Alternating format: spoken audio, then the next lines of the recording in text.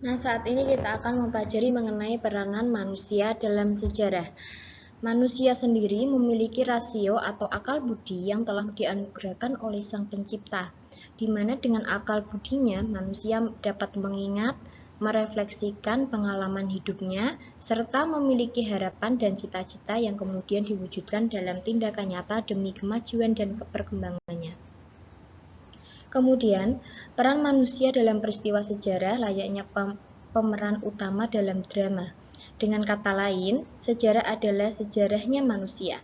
Menurut Ermo Ali, sejarah meneliti dan menceritakan riwayat dan perjalanan hidup manusia yang dialami, diceritakan, dan dibaca oleh manusia.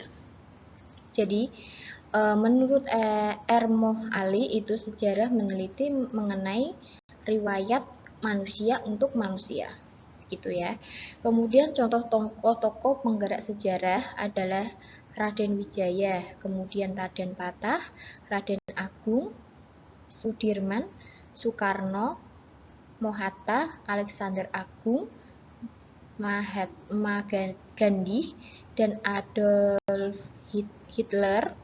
Nah, itu tadi. Kemudian tidak berarti orang-orang besar yang dapat menggerakkan sejarah. Dalam seluruh tindakan, orang-orang besar terlibat, juga ada orang-orang kecil atau orang-orang biasa. Keduanya tidak dapat dipisahkan. Contoh peran orang kecil adalah peran mendur bersaudara, Fra Sumarto mendur dan Alexius Impurung mendur dalam peristiwa proklamasi kemerdekaan RI. Kemudian dalam proses gerak sejarah, tidak dapat dipungkiri lingkungan alam ikut mempengaruhi sejarah manusia, misal dalam bentuk iklim, sumber daya alam. Contohnya di Indonesia sendiri, memiliki iklim yang tropis, tanah subur, serta berlimpah sumber air ikut membentuk corak kehidupan manusia atau kehidupan masyarakat, seperti mata pencahariannya. Contohnya, masyarakat yang tinggal di daerah rendah yang subur memanfaatkan alam atau tanah untuk bertani.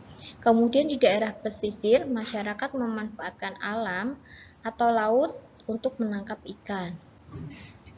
Namun faktanya manusia dapat mengatasi dampak merusak dari perilaku alam, sebagaimana bahwa terjadi karena perilaku manusia juga. Yang artinya lingkungan alam tidak menentukan gerak sejarah manusia. Lingkungan alam hanya mempengaruhi sejarah manusia, tidak menggerakkan sejarah manusia. Menurut Thucydides dalam karyanya History of the Peloponnesian War atau sejarah perang Peloponnesus menyatakan manusialah yang membuat perubahan, bukan dewa. Ibaratnya, yaitu manusia adalah wayangnya dan hukum alam serta kekuatan duniawi itu adalah dalangnya dalam mengendalikan gerak-gerik manusia yang aktif, sedangkan manusia seperti wayang mengikuti rencana dan kehendak dalang, sehingga disebutnya dengan pasif.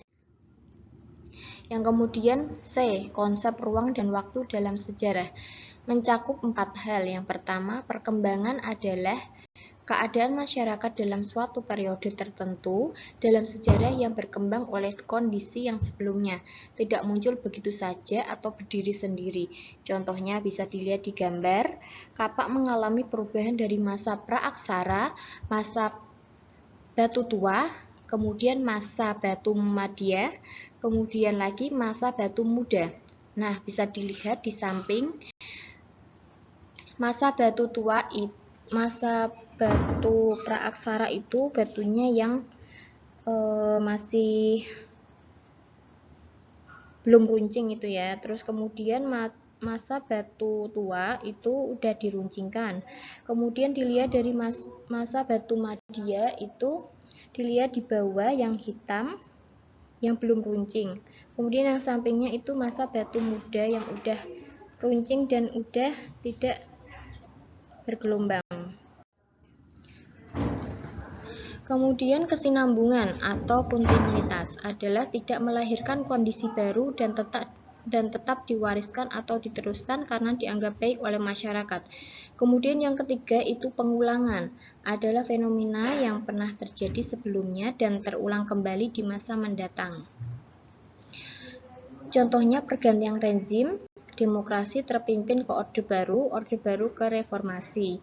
Kemudian yang keempat, perubahan adalah membuat praktik yang baru dan berbeda dari sebelumnya karena dinilai tidak memadai untuk menunjang kemajuan dan tata kehidupan. Contohnya itu pemindahan pusat kerajaan Mataram kuno dari Jawa Tengah ke Jawa Timur.